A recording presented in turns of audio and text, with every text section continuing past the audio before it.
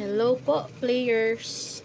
Yan, so i-remind ko lang po yung mga naglalaro ng 2D at 3D at wala pang taya para sa unang draw mamayang 2 p.m.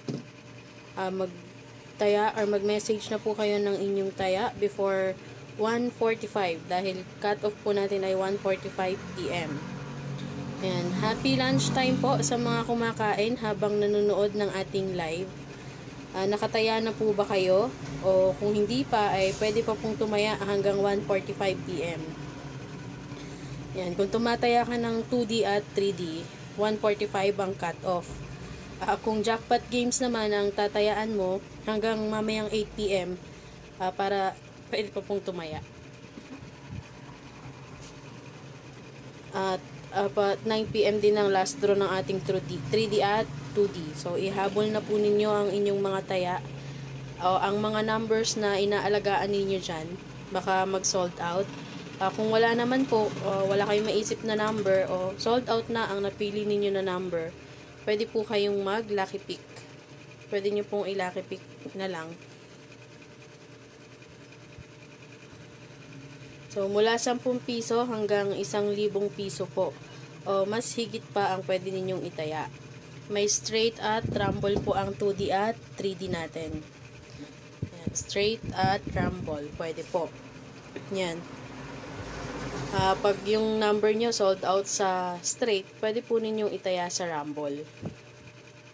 Yan. Pag rumble po kasi yung taya nyo, mas may chance po na manalo kasi kahit balibaliktad po yung taya ninyo, basta naka-rumble ang ticket nyo, panalo pa rin kayo.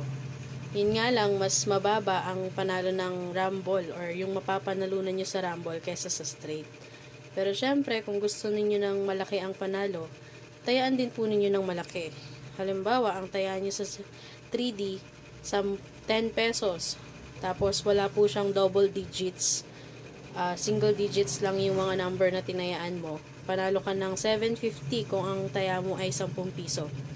So, para madoble yung 750 pesos ninyo, pwede kayong tumaya ng 20 pesos para maging 1.5. Or 30 pesos, 40 pesos, 50 pesos, or kung magkano po yung gusto nyong itaya at kung magkano lang po ang kaya ninyong itaya. Sa 2D naman, kung ang rumble po is, sa rumble, pag panalo ka, 10 piso, panalo ka ng 2,000 pesos. So, para madoble yung 2,000 pesos mo, tayaan mo ng 20 pesos. Lakihan nyo ang taya kung gusto niyo ng malaki rin ang panalo. Pero sa straight, 4,000 po ang 10 piso ng 2D. Sa 3D naman, pag straight ay 4,500 ang 10 pesos na taya. So, para madoble din po yun, tayaan nyo rin po ng malaki. 20 hanggang kung magkano po ang gusto nyo.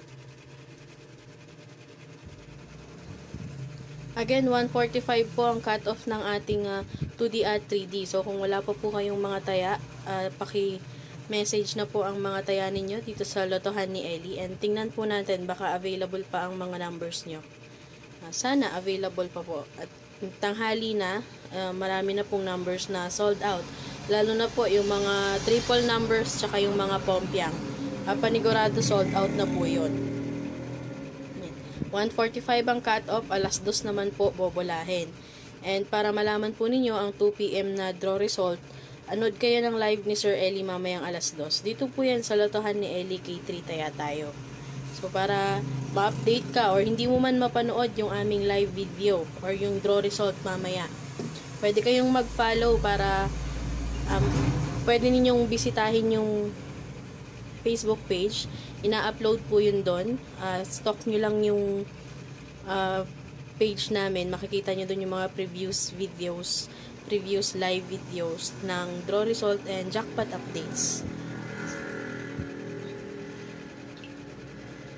And like nyo na din po ang ating video, and kung may mga relatives po kayo na tataya ng 2 digits pero hindi makalabas kasi mainit, ayaw nilang mainitan or ayaw nilang mabilad sa araw, share nyo po sa kanila na pwede silang tumaya dito sa Lotohan ni Ellie K3 Taya Tayo. Mag-message lang po sila through GCash ang bayad. So pag nanalo ka, pwedeng through GCash or online bank transfer din. Depende sa inyo kung saan po ninyo gustong ipasend ang premyo ninyo. So, yun lang players, habol na para sa 2 PM draw. Sayang ang numbers, baka lumabas. Hanggang 1:45 lang pwedeng tumaya. Pagkatapos ng 1:45 ay hindi na po pwede. Mamaya ka na ulit makakataya after ng 2 PM daw. So, salamat po players. Bye!